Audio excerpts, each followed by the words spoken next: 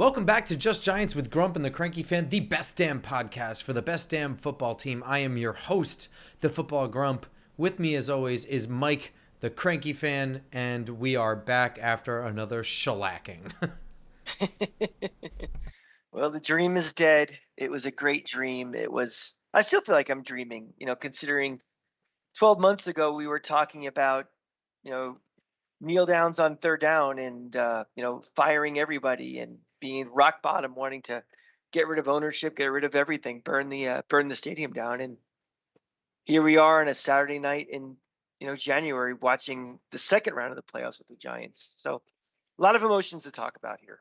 This is the first time in such a long time that I have had a feeling like this, where if you go back to 2016 and that playoff run, they dropped the ball against the Packers, and that's super disappointing, even though we knew that was going to be a tough game because we also knew that we had spent every dime to make that season happen.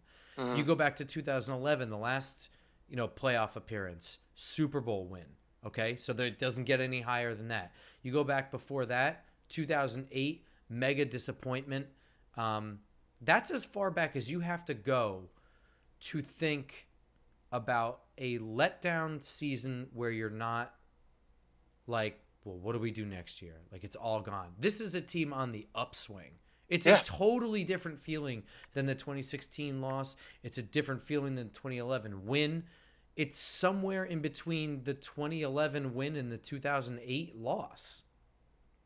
Well, the two Super Bowl wins with Coughlin were like those weren't great teams. They were teams that got hot.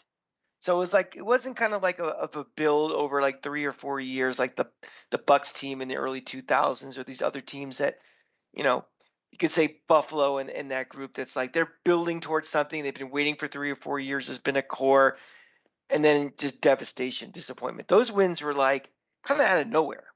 Um, so now that there's expectation, and that's why I woke up Sunday morning, not just like in the dumps and like I don't want to talk about football. I don't want to watch these playoff games on Sunday. It was all right. Let's get to work, and excitement over for it as opposed to still being upset. Was that was your feeling Sunday morning when you woke up, or what were you?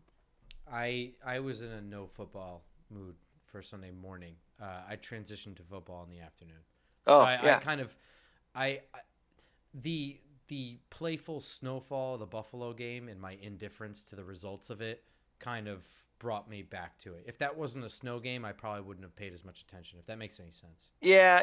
Two things for me. One, I don't really care who wins in the NFC. I never really do.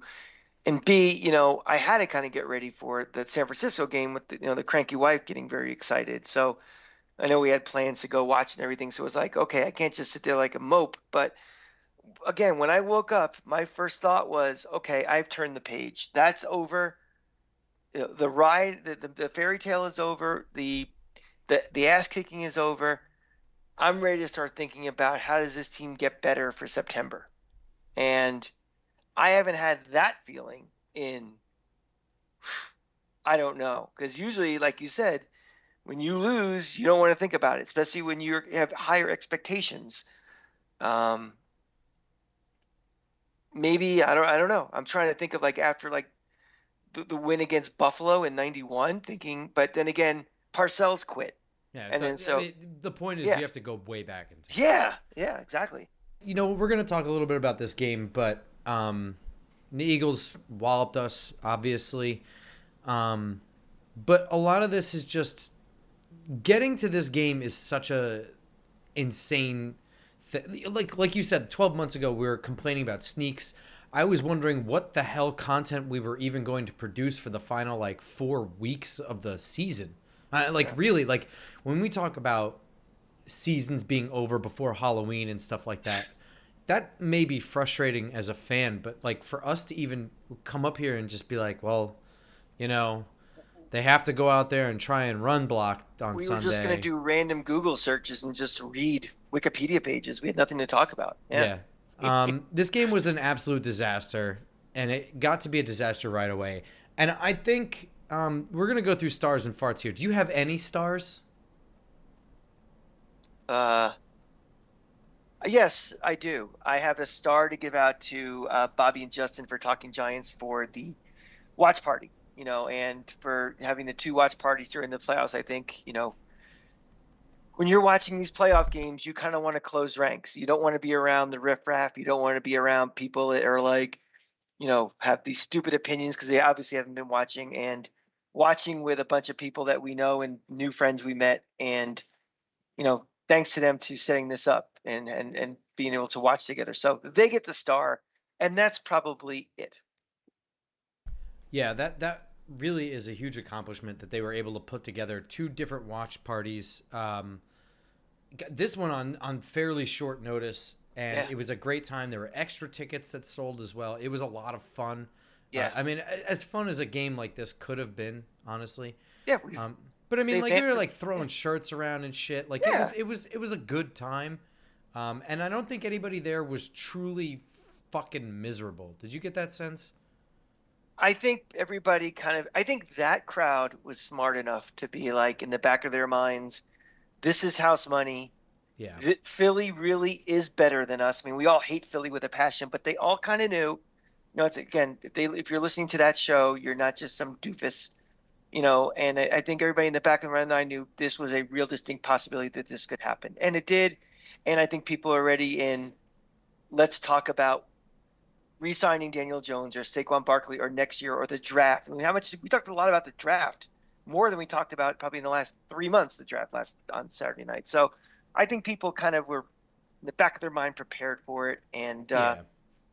yeah, And we were all kind of in it together. So, Mhm. but one, I do have a star for this game. We're not going to Oh, talk about that yet. okay, I'm going to give out a fart instead because the star did not go to the guys that made this season incredible. I mean, the players on the field individually on certain games here and there, they all stepped up and they were worthy of the stars that we gave out. But throughout the year, from about this time last year, maybe a little sooner, up until now, what got the Giants moving forward was the coaching staff and the front office. And the fart goes to the coaching staff because they were, I wouldn't say that, I mean, there were questionable coaching calls throughout the game, but I think more importantly, schematically, they were just backwards wrong with yeah, their approach to this game. Defensively, we didn't see guys being pressed at the line of scrimmage. And it was pitch and catch for a lot of it. And that was one that was just like straight up coaching and just sitting back in zone and playing soft instead of playing aggressive. All of that, I don't like losing that way. That's not just how I like to play. just go back to our episode last week and what were our keys to the game, and we said Jalen Hurts needs to be made uncomfortable and need to be made uncomfortable very early. And we did nothing of the sort. Nothing at all. If you look at guys who are 7, 8, 9, 10 yards off the line of scrimmage to the corners, I didn't see anything exotic from a blitz package to make him, and he looked like a quarterback throughout the game. It didn't look like he wanted to get hit. I mean, Oh yeah. not in the Tom Brady level of, No. completely avoiding to, but definitely looked, if not ginger, just very self-aware of trying not to get himself hurt. Sure. I mean, And you saw the protecting of the shoulder when he was running into contact. of course, right.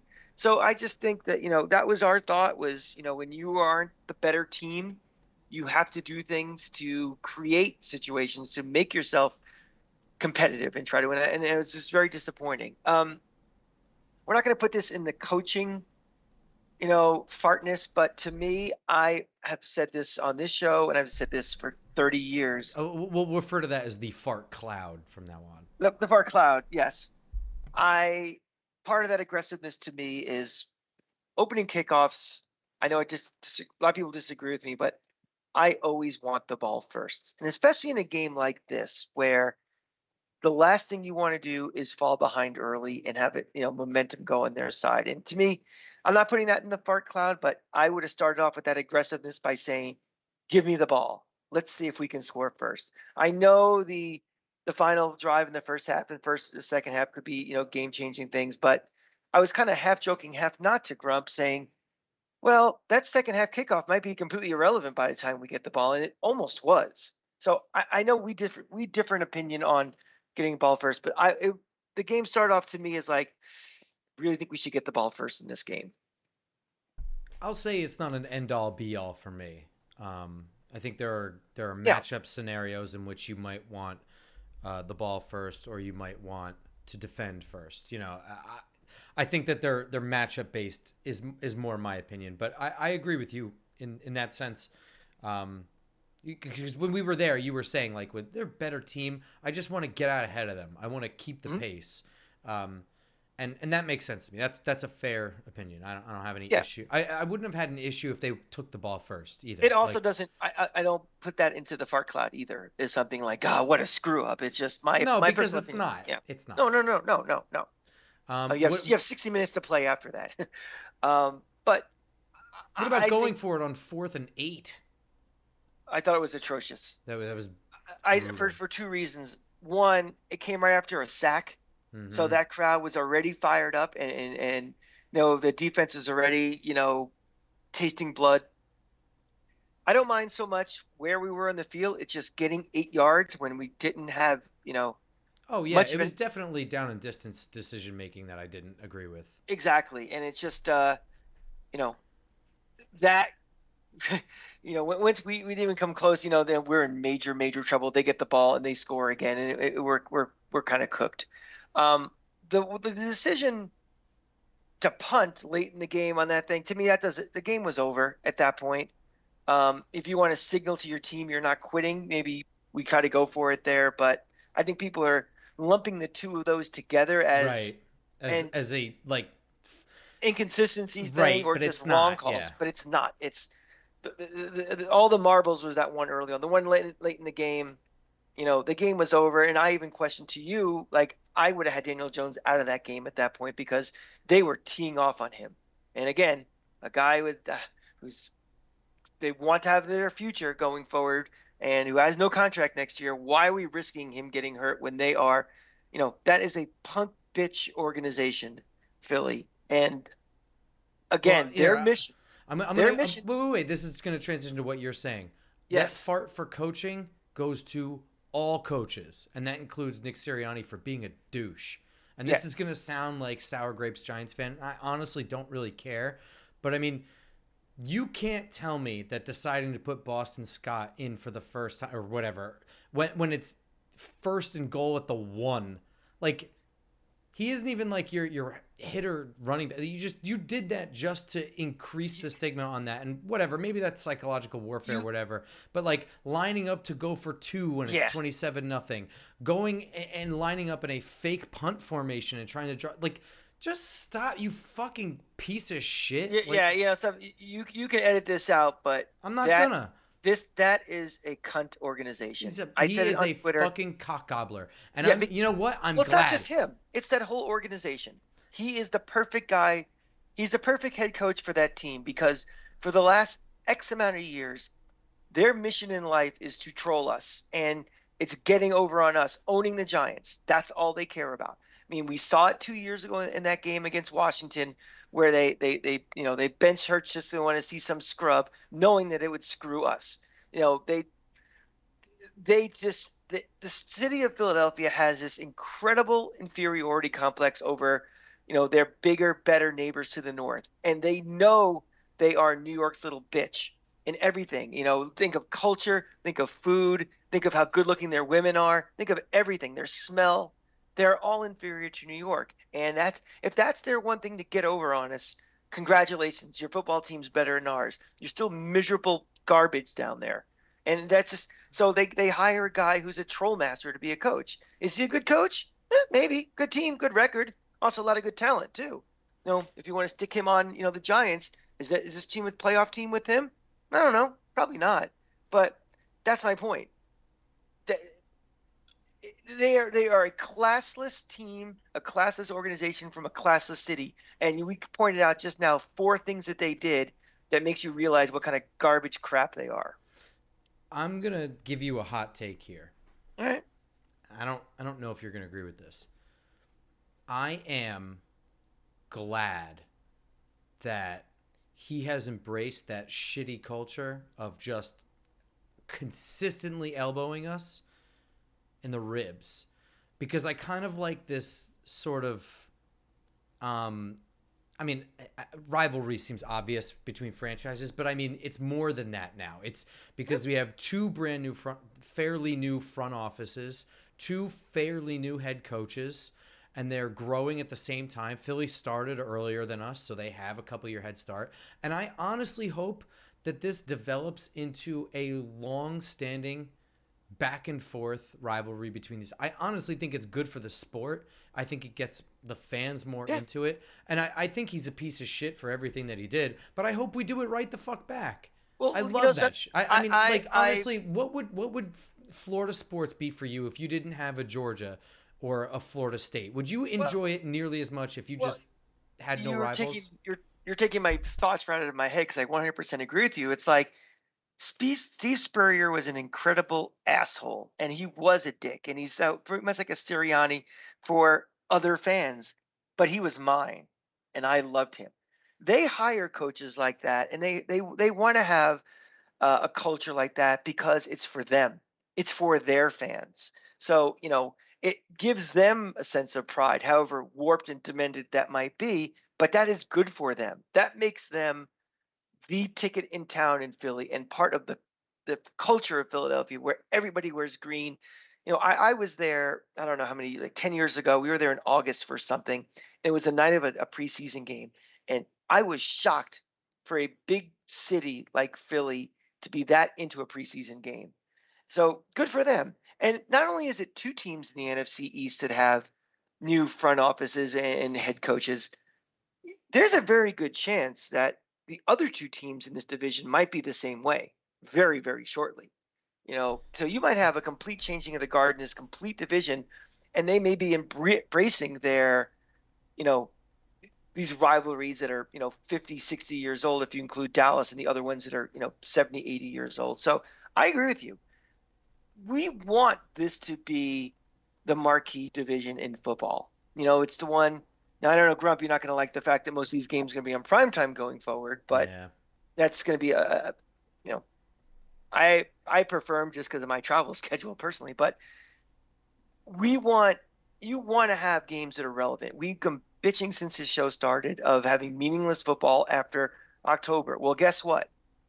Even if these teams aren't in the playoffs, these two teams hate each other. And if, Giants Eagles next year, boy, that game comes to the Meadowlands, that's going to be, I expect this Giants crowd to be just as awful as those pigs are down there. If they show up, but I'm expecting that will start happening. I think this all fans want is hope, and for so long you have no hope, you get beaten down and you look at your tickets as a way to make money or just break even.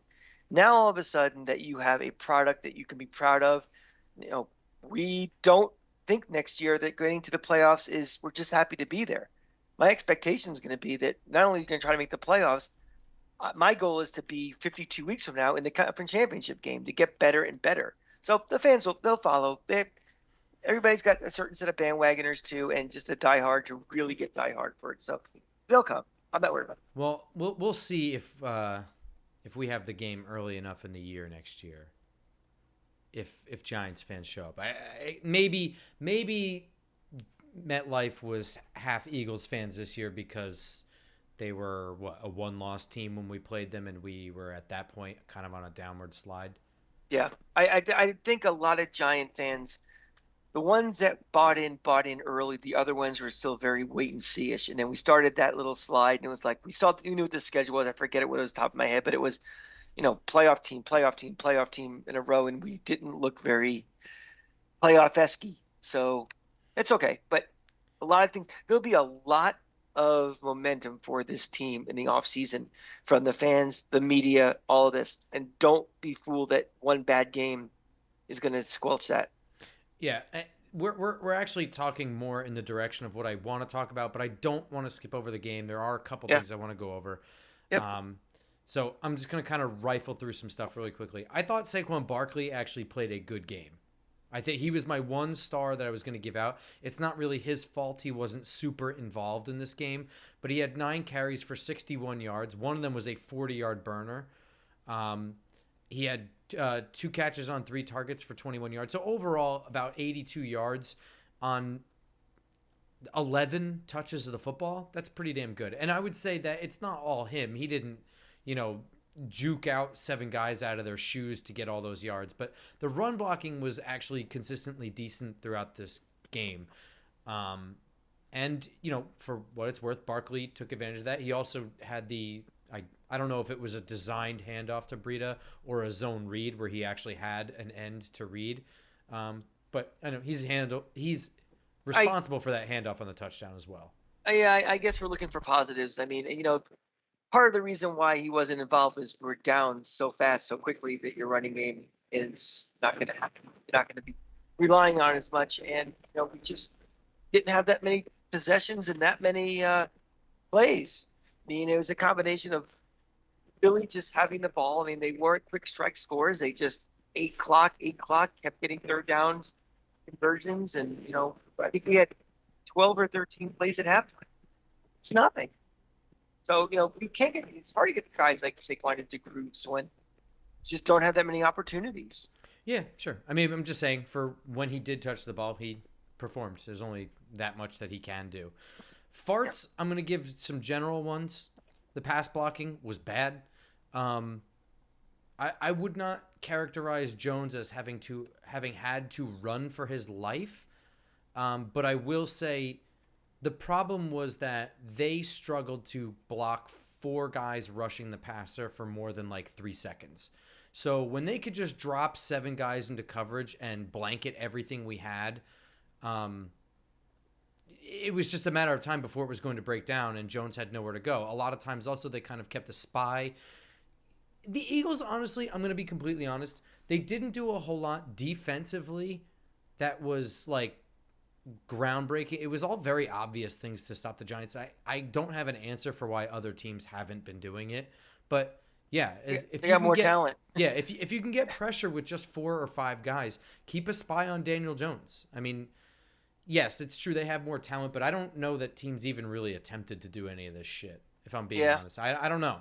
But the pass blocking was bad. It was not as bad as we have seen here, where even 2 years ago, you had guys literally in Barkley's face, in Jones's face, less than 2 seconds after the ball snapped. But it was bad enough. And I would say tackling. This seemed to be a common theme in losses this year, but there were just way, way, way too many yards after contact. Giants going for the big hit and not wrapping instead, or running backs just dragging tacklers behind them.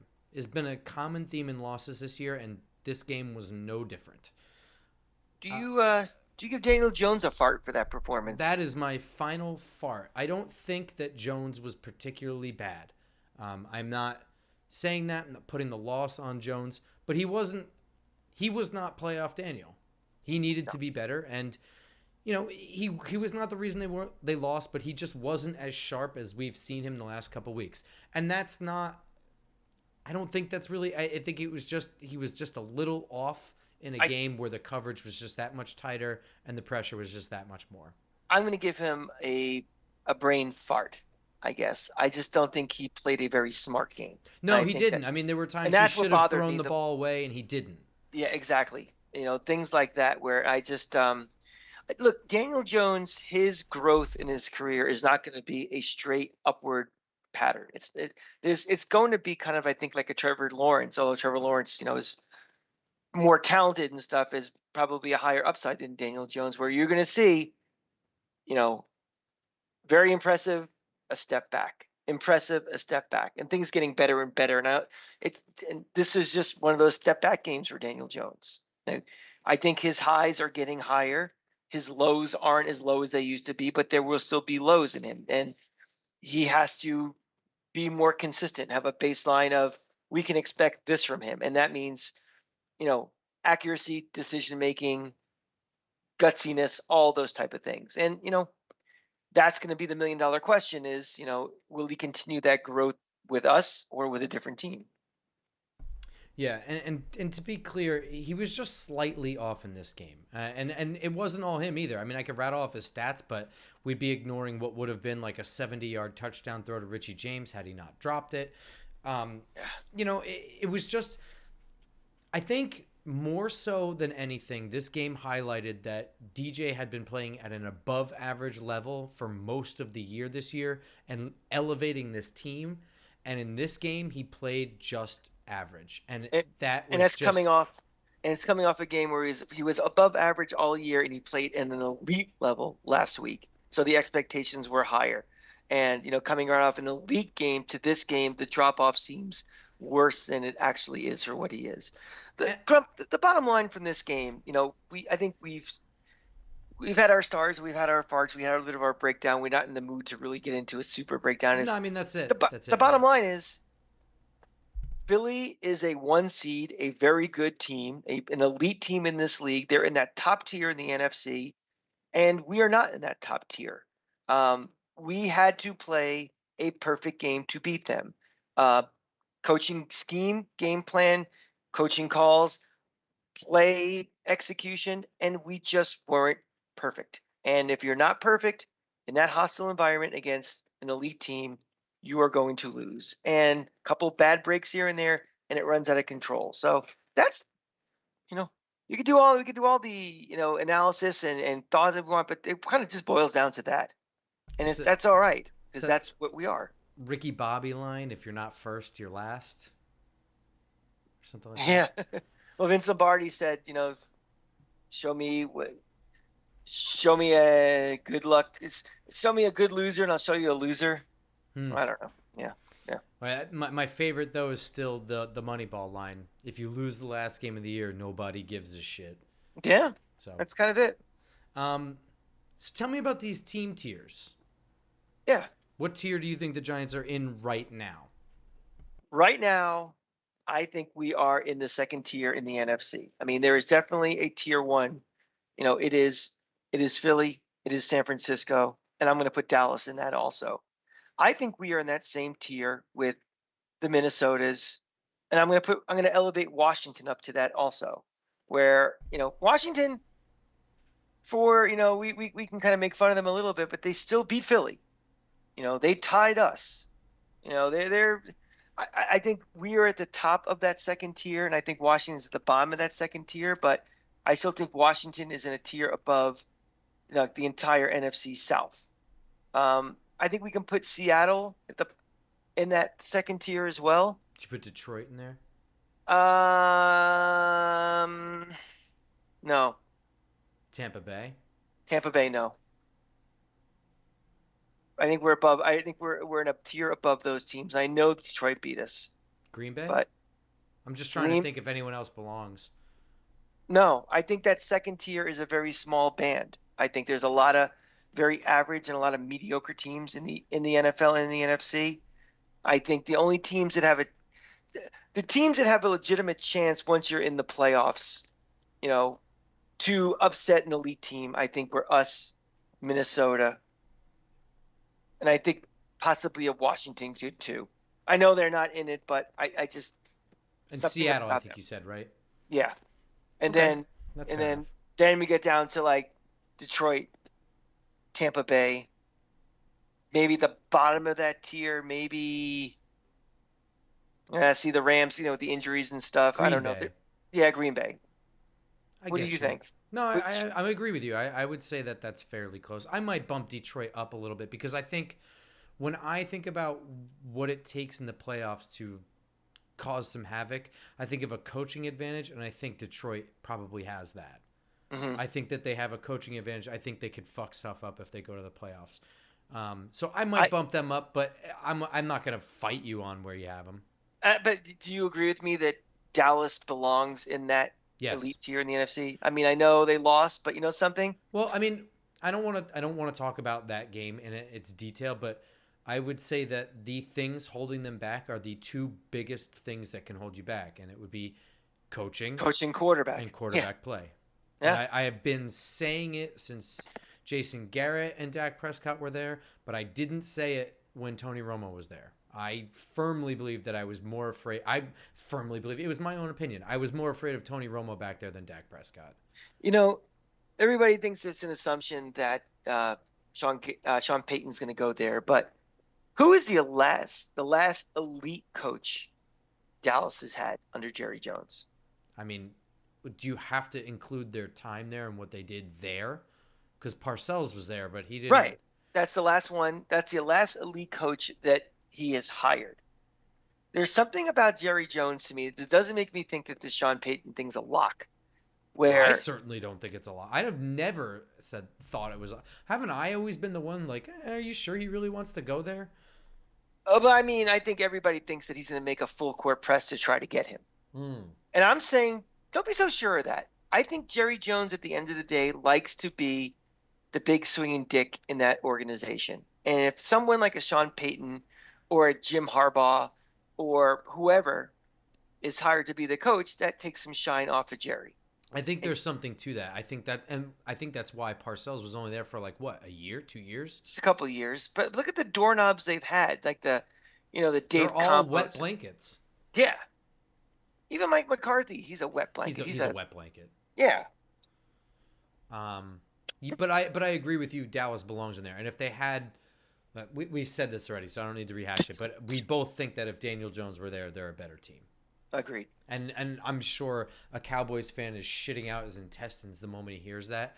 But that's probably because he's not very smart and drank bleach or something. Well, you know something? A Cowboy fan at this time has been with Dak Prescott for so long, and they've done so little in the playoffs that it's not as crazy as no, they it's might not. make it And out to be. he kind of is getting a shitload of criticism. But this is not a Cowboys podcast, and I don't care. So let's talk. We do care a little bit. It's a division team we should worry about. Yeah, and we want to be able to compete with them and the Eagles, and we want to keep the Commanders as a firm fourth in this division. But yes. So this season's over. It was a fantastic season, and I'm not just saying this was honestly a lot of fun. We've had better seasons, you and I, but not this show. And we didn't know as many people that we know now. And like the idea that we went to, we went across the pond and ran into people that know us is insane. That like, if I had some ability to have heard this episode before the season started or a year ago, I'd been like, that's never going to happen. But that's what did happen. And that, going to watch parties and stuff like that to see playoff victories, those ideas were so far in the future for us. So this was a fantastic season. I just want to acknowledge that. Even though Saturday was a piece of shit pegging, again, a second pegging from the Eagles, starting to think we like it. I don't. Well, my thought, again, after the game, I was more angry at the fact that who we lost to than the fact that we lost a playoff game. And that is, that's the culmination of this year being a little bit of a fairy tale for us. We knew that there's going to be a lot of work to build this roster to make it, consistently competitive. And there still is a lot of work to be done. Let's not fool ourselves. We are not just one or two guys away from being an elite team. We still have to, we still have some work to do in the draft. We have to, our salary cap is finally managed, but now we are a real football team. And now we can be real fans in the way you're supposed to be, is having high hopes in the offseason, excited for this first game of the year, thinking you have a chance to. And fruitful conversation. Yeah. I mean, most of our conversations were the fucking most obvious thing. We were trying to find something else to talk about because, it was just like, is Daniel Jones the guy? Well, it's all in hope. It's all future things we were talking about. It's like, well, what do you think we're going to do in the draft? What do you think, salary cap? Are we going to restructure Leonard Williams? Oh, Barkley. Now it's more like, for now. Like, what are we doing for now? Not worrying about the future of this team and, worrying about foundational pieces. I think the conversation becomes more tweaky than it is philosophical or, who knows in the future type things. So let's get into it. Today, Brian Dable and Joe Shane had a press conference. I actually did listen to it, even though I usually don't. It just lined up nicely with my job, honestly. But the reason I don't usually watch those is because they're usually notoriously cagey. They always seem to have these press conferences before they have the important conversations that are required to answer all of the questions that are asked at the press conference. That is partly by design, but also partly because we ask all the wrong questions, all ones we know that they don't have the answer to. So most of these questions were about Daniel Jones and Saquon Barkley's future here.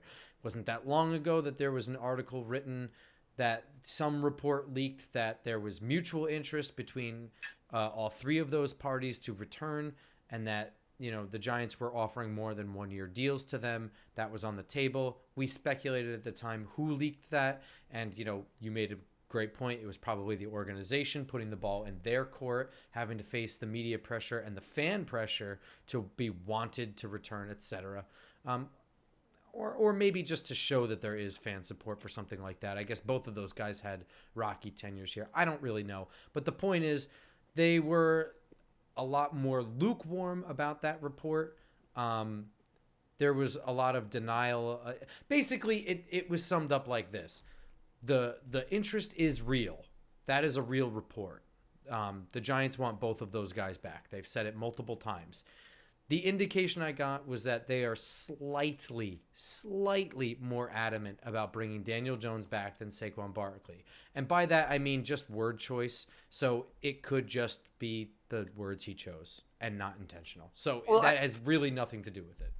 I think before we even start talking about what the coaches say, let's back up a step and kind of comment on what Daniel Jones and Saquon Barkley themselves said. I think that's kind of like chapter 1 in this book that this offseason dance that we're going to be doing with these guys.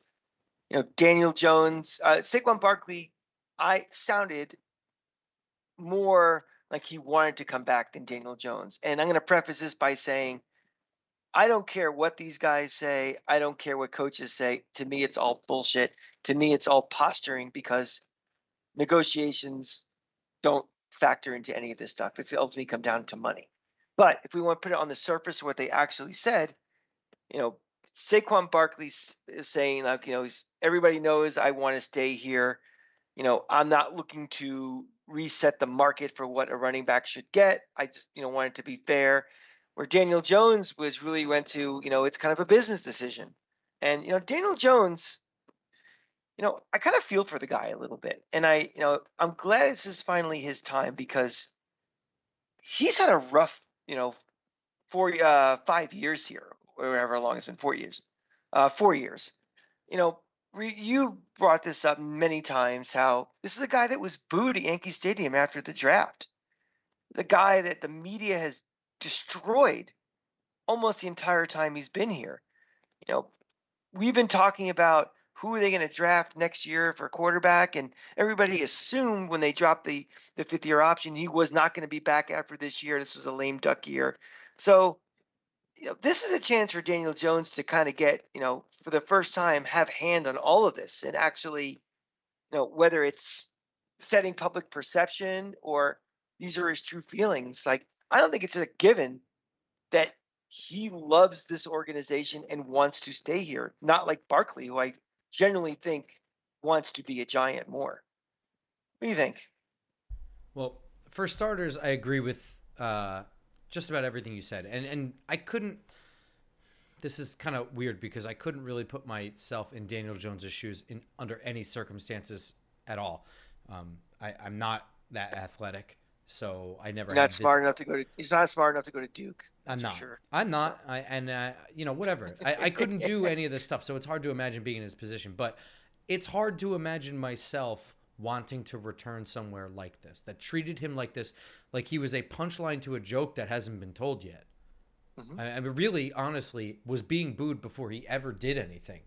His name was called, and suddenly that was his fault. Can you imagine if you were at a place you had trouble with, a rocky relationship, and you get a new boss, and the first thing that new boss does is gives you a kind of a vote of no confidence, and I'm not going to pick you up next year for sure? I mean, that's not getting off on the right foot as far as a relationship and a confidence from your side. That's probably, hopefully he used that for motivation for this year, but I don't think you forget things like that. No, I don't think so either. And I don't know how that conversation went. Joe Schoen, the face he presents to the media, is a fairly nice guy, I think. But, I mean, his moves are his moves, and he's kind of a cold-blooded killer. Yeah. So I don't really know how that conversation went. And, you and I talked about that, and we're like, if this is really a prove it year for the kid, you're fucking him over. I mean, he's got nothing in front. He's throwing to nobody. He's got nothing in front of him. Like, this is not a real prove it year. This is bullshit. And I'm sure he felt something like that. But at the same time, I look at that and it's like Brian Dable and Mike Kafka were very open with him. They communicated all the time, right from the get-go. What do you like to play? What do you like to run? They were very inclusive with him. They let him be a part of his prove it year. So I don't know how much that one impacted him. I don't know. But what I will say is Saquon Barkley seems to wear emotion on his face, and you can see it throughout his time here and the questions he's had to answer due to injury, the team performance, etc. Daniel Jones could pass a polygraph test with Navy SEALs, man. So I think he is exactly doing what you were saying at the very beginning, and that's just letting his agent take care of it. And he's just very skilled at keeping a dead, lifeless face and answering the questions that he is contractually required to answer. And quite honestly, that's quite honestly, if you ask me, do I rather have a Daniel Jones answering questions or an Odell Beckham answering questions? It's not even without question. Without question. I want these guys, or even an Aaron Rodgers, right? Yeah, I don't want an Aaron Rodgers. I don't need something that's said that's all of a sudden going to be the first topic on hot take shows the next day. Just do your job. We don't buy your jersey. We don't root for you because of what you say. We do it because of what you do on the field. Very simple. So this is kind of sort of the end of the show here. That's mainly what's happened though so far, but we're going to kind of just spend a couple minutes to talk about what we're doing going forward. So this is, weird. We've never had to cover a playoff game and then transition into offseason. We usually got a head start on offseason stuff, and we would kind of talk about the playoffs to cover time while on the back end doing offseason work, and a lot of that stuff was set up for conversation. That didn't happen this year. So there's a lot of stuff that's going to go on this year. This is a super important offseason for this front office, this coaching staff that has done so much with so little. This is really their chance to move the needle and move the Giants farther out of that second tier and more into that first tier of NFC teams that we were talking about before. The Giants have over $50 million in cap space. They have a ton of decisions to make. They have something like 9 draft picks as well. Mm-hmm. There is a ton to work with. There is certainly more to work with this offseason than they had last offseason. As well as this team did and as Cinderella as they would, this roster is going to look different next year. There's going to be some more turnover. I mean, there's going to be guys on this roster that are not going to be back next year because they probably didn't want them in the first place, but we're stuck with them. Some of them are obvious. Some of them may not be as obvious, but you have more flexibility now. And the question is going to be with this, front office, what do they do in the moves they make? Because you're starting with a baseline of a team that made the playoffs. And let's see what these moves can be made to make. We don't want to just be a one and done team or just we're gearing up for a 1 or 2 year window. We want sustainability and we want long-term success. So you're right. This is probably the most important offseason we're going to have for quite a while, because this is really setting foundation for what we're doing going forward. And we're not taking that lightly at all. So I have been doing off-season work literally this entire season. Throughout the week, I have started doing all my draft stuff early because I want to present some really, really good draft content this year. I want to be more prepared. And I'm already more prepared. So there will be tons of stuff coming out throughout draft season. Even after draft season, there'll be, more in-depth stuff on the guys that the Giants do take. I think you and I are going to have tons of conversations about free agency. The Giants have a lot of decisions to make beyond just Jones and Barkley. They have to figure out what they're going to do with Kenny Golladay, if they're going to do anything with Leonard Williams. Dexter Lawrence has to start getting figured out sooner rather than later. Julian Love is on that. Andrew Thomas has to be thought about sooner than later too. Andrew Thomas needs to be thought about sooner rather than later. There's a lot of stuff. I would even say Nick Gates. I think Nick Gates is someone, with his contract expiring, it's someone that you have to decide, what you want to do with him. So and quite frankly, they're not going to be able to, and they shouldn't try and cover all the roster holes with free agency, whether that's re-signing their own guys or going out for a shopping spree. Right. So they should fill some of those holes with the shopping spree. So we're going to talk about free agents on the market as well over the next coming weeks and such. I So don't do know. you Is there? feel? Go ahead. I was going to say, do you feel that the timeline is now accelerated because of the success of this year? That's actually very funny. That was one of the questions at the press conference. Really? Yeah. Oh, And me personally, no. Do I think that the fan perception? Yeah, I think everyone is riding very high. I think that there is still a lot of time for opinions to change. I mean, we could theoretically see, I don't know, San Francisco. You could see the Chiefs win the Super Bowl 56-0, and that might shock Giants fans all the way back down to earth. It's like, we are just not close to that. You know what well, I let me mean? ask you. Well, let me ask you. I guess part two of that question is: Do you think there'll be some moves that are made that are more in the interest of short term than longer term? No. Okay, that's But I I mean, agree I too. think I think there are critical moves that might be perceived that way. Like, I mean, well, let's just talk about it, right? Like wide receiver 1, cornerback 2. If they go out and they sign some big name guy, that could be perceived as short terming it, but I would say that would just be mega filling a hole. There's still tons Right, of holes. I right. I agree. I would not perceive that as a short term solution. I would perceive that as a cornerstone for a long term solution. Yeah, I completely agree because there's going to be we've seen some teams that are this close making busting the cap or something just to make a quick fix, and like this is all we need to win it. And I don't think we're going to be doing that at all. I just don't think that.